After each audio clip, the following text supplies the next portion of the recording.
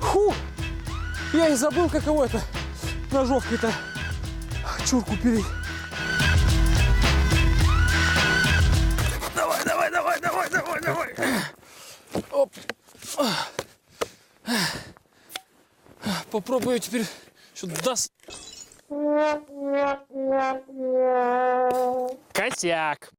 Это фиаско, братан. Ну, прям повезло нам. Нужна была просто цельная чурка, выпиливали. А в итоге получилось, что середина из нее выпала сама, и она сама раскололась. Настолько трухлявая вся эта история. Как раз она-то нам и понадобится для того, чтобы сделать деревянный примус.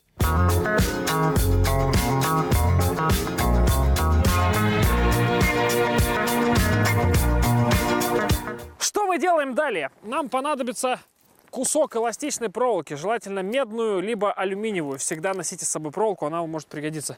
Берем и всю вот эту вот историю связываем по кругу, чтобы было такое вот у нас плотное полежка, пустое внутри. Желательно сматывать всю эту историю максимально плотно, проволоки не жалеть. Следующий этап. Ставим примус на небольшое, подготовленное заранее углубление в земле. Это делается для того, чтобы снизу был приток воздуха.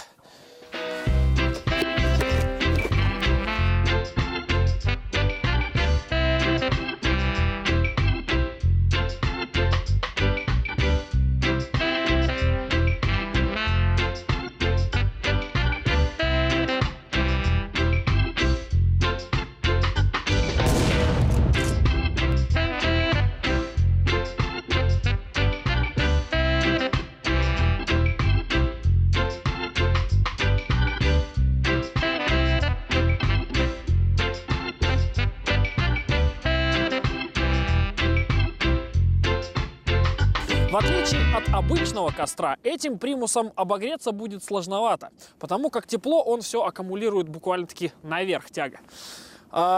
Горит вся эта история до 5 часов, в то время как обычный костер от одной топки прогорает за 20 минут. Вот такая вот экономия.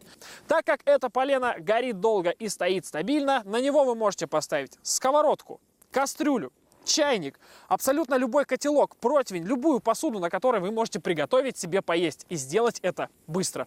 Давали полезные советы Слава Громов и Константин Шубкин. В качестве послесловия это полено можно унести с собой.